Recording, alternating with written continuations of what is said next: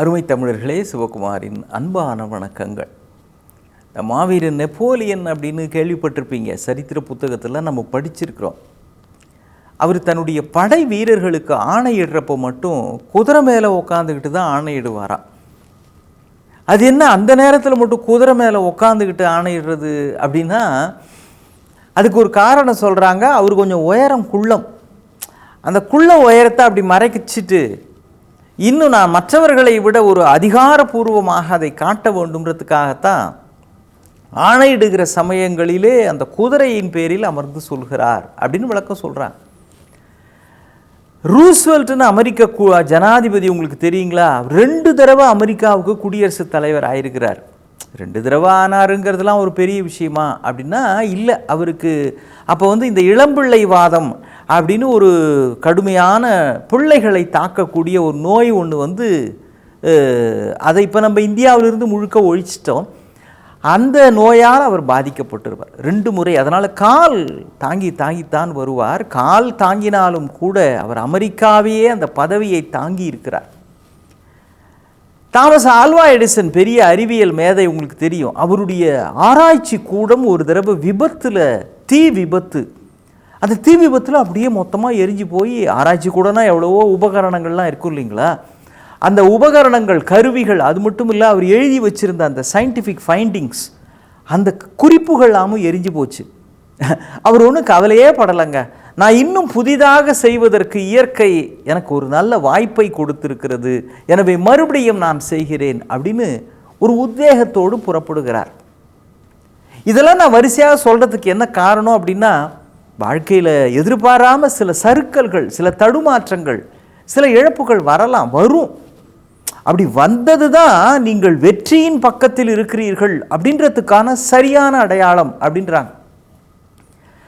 பெரிய பள்ளத்தாக்கு இருக்குதே அப்படின்னு பார்த்துட்டு பயப்படக்கூடாது. பள்ளத்தாக்கு பெருசாக இருக்குது அப்படின்னா மிக உயர்ந்த இடத்துல ஏற்கனவே பக்கத்தில் இருக்குது அப்படின்னு அர்த்தம். அப்போ தானே பள்ளத்தாக்குன்னு ஒன்று பெருசாக இருக்கும். எனவே ஒரு பெரிய சறுக்கல் இருக்கிறது அப்படின்னா வெகு வெகு வெகு அருகில் ஒரு பெரிய வெற்றி காத்திருக்கிறது அப்படின்னு அர்த்தம். அதை கொஞ்சம் பார்க்கறதுக்கு மட்டும் கற்றுக்கிட்டா போதும். எழுந்து பாய்ந்த வெற்றியன் அப்படின்னு கம்பன் ஒரு வார்த்தை சொல்லுவான். 8 திசையும் எழுந்து பாய்ந்த வெற்றியன் அப்படின்னு. ஒரு திசைக்கு போயிட்டு வந்தாலே அது பெரிய வெற்றி தான். ஆனால் 8 திசையும் எழுந்து பாயிறான்னா, அது மாதிரி எழுந்து பாய வேண்டிய உத்வேகத்தை இந்த பள்ளத்தாக்கு மாதிரியான வீழ்ச்சிகள் தான் நமக்கு காட்டுகின்றன. நீர்வீழ்ச்சி அப்படின்னே வாட்டர் ஃபால்ஸ்னு சொல்கிறோமே, நயாகரா வாட்டர் ஃபால்ஸ் அப்படின்னு, குற்றால நீர்வீழ்ச்சி. அது வீழ்ச்சி தான், மேலிருந்து தண்ணீர் கொட்டுகிறது. ஆனால் அது வாட்டர் ஃபால்ஸ்ன்ற அந்த ஆங்கில வார்த்தையினுடைய நேரடி மொழிபெயர்ப்பு தான் நீர்வீழ்ச்சி அப்படின்றது. அது ஆங்கிலேயனுக்கு வேண்டுமானாலும் பொருத்தமாக இருக்கலாம். ஆனால் தமிழில் அதற்கென்று அருவி அப்படின்னு ஒரு தனி சொல்லே இருக்கிறது. அதனால் நீர்வீழ்ச்சி அப்படின்னு அதை கொச்சையெல்லாம் மொழிபெயர்த்த வார்த்தையை பயன்படுத்த வேண்டாம். அருவி அப்படின்னே ஒரு அழகான பெயர் இருக்கிறது. அது தண்ணீர் கீழே தான் விழுகிறது. ஆனால் கீழே விழுகிற தண்ணீர் தான் எவ்வளவோ அழகான அழகான கவிதைகளும் ஓவியங்களும் உருவாவதற்கு காரணமாக இருந்திருக்கிறது. அதன் பின்னணியிலே எவ்வளவோ திரைப்படங்கள் எடுத்திருக்கிறார்கள். அந்த அருவியினுடைய அற்புதமான சூழல் தான், அந்த வீழ்ச்சி தான் பல கதாசிரியர்களுக்கும் கவிஞர்களுக்கும் ஒரு படைப்பின் உத்வேகத்தை கொடுத்திருக்கிறது. அதனால் வீழ்ந்தது எல்லாமே வீழ்ச்சி மட்டுமல்ல, அதுவே வேறு ஒன்றின் எழுச்சிக்கான வித்தாகவும் இருக்கலாம். கவனிச்சிங்களா? வித்து கூட கீழே தான் விழுது, விதை கூட கீழே தான் விழுகிறது. கீழே விழுந்த காரணத்தினாலேயே அது வீழ்ச்சி அல்ல, வளர்ச்சி, வித்து மாதிரி எழும்ப போகிறதுன்றதுக்கான அடையாளம். பிரதாப்குமார் சிங் அப்படின்னு ஒருத்தர், அவர் பிற்காலத்தில் விளையாட்டுத்துறையினுடைய அமைச்சராகவே ஆனார். ஆனால் அவருடைய வரலாற்றை படிக்கிறப்போ பிரமிப்பாக இருக்குது. ஐ ஆம் HIV பாசிட்டிவ், ஸோ வாட் அப்படின்னு ஆங்கிலத்தில் ஒரு புத்தகம் இருக்கிறார்.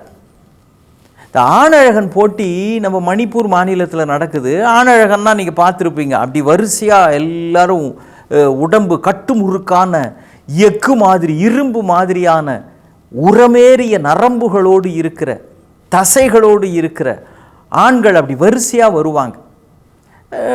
உலக அழகி போட்டி தான் பிரபலம். ஆண் அழகர்கள் போட்டி அவ்வளோ பிரபலம் இல்லை. என்ன செய்கிறது, ஆண்கள்னால் நமக்கு எவ்வளவோ பரிதாபத்துக்குரிய விஷயம் இருக்கு இல்லையா, அதில் இதையும் ஒன்றா வச்சுக்கலாம். ஆனால் ஆண் அழகன் போட்டியில் அவங்கெல்லாம் அப்படி ஜிம் பாடி அப்படின்னு சொல்லுவாங்களே, அது மாதிரி ஜிம்முக்கு போய் கும்முன்னு உடம்பு வச்சுருப்பாங்க, ஜம்முன்னு எக்ஸசைஸ் பண்ணுறதுனால. அது மாதிரி வருகிறார். அதிலே பிரதாப் குமார் சிங் அப்படின்றவருக்கு முதல் பரிசு கிடைக்கிறது. அவர் அதை வாங்கி கொண்டு சொல்லுகிறார், உங்கள் பாராட்டுக்கு ரொம்ப நன்றி அப்படின்னு கையெடுத்து வணங்கின உடனே அரங்கத்தில் எல்லாரும் கைத்தட்டுறாங்க. இதுக்கு அடுத்தாப்பில் அவர் ஒன்று சொன்னாருங்க, அதை கேட்டு அரங்கம் இன்னும் ஆரவாரித்து கைத்தட்டுகிறது. என்ன சொன்னாருன்னா, ஐ ஆம் ஏ ஹெச்ஐவி பாசிட்டிவ் அப்படின்னு சொல்கிறார்.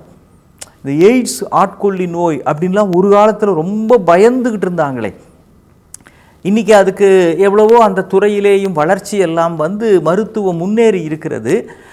ஆனால் கூட அதிலிருந்து நம்ம உடம்பை பாதுகாக்க வேண்டிய பொறுப்பு எல்லோருக்கும் இருக்கிறது. அது ஒரு காலத்தில் ரொம்ப வேகமாக பரவியது. அப்போ அதை பற்றின அந்த விழிப்புணர்வு ரொம்ப கம்மியாக இருந்த காலம். அந்த பிரதாப் குமார் சிங்குக்கு அந்த நோய் பாதிப்பு இருக்கிறது.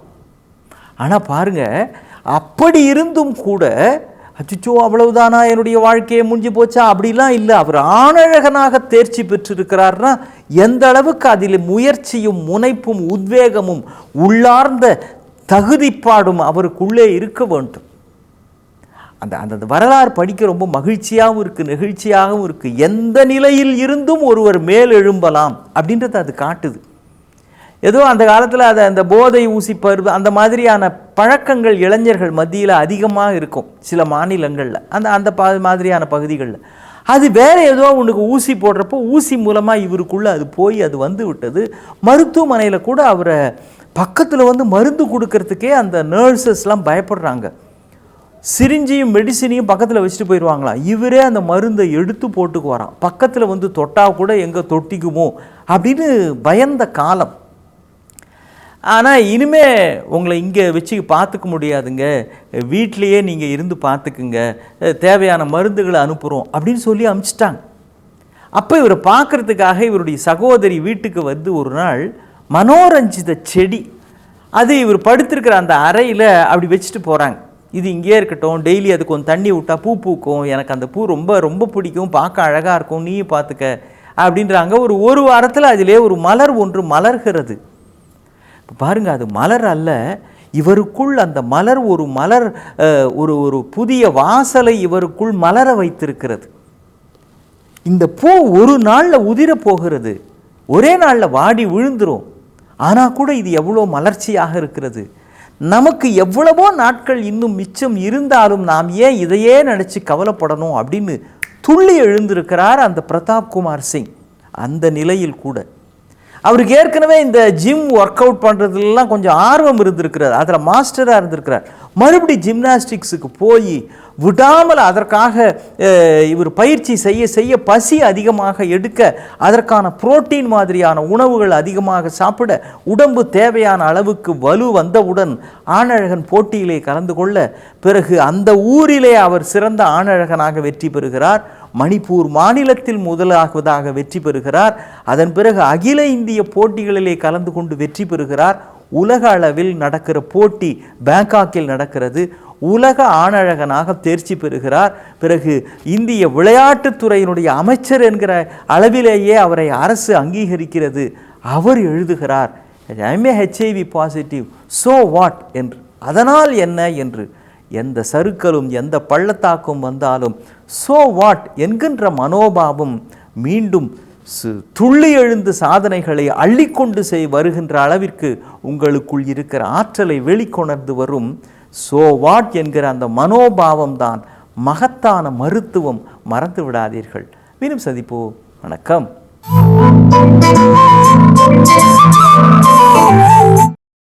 இன்னும் பல வீடியோக்களை காண சன் லைஃப் சேனலை சப்ஸ்கிரைப் பண்ணுங்க.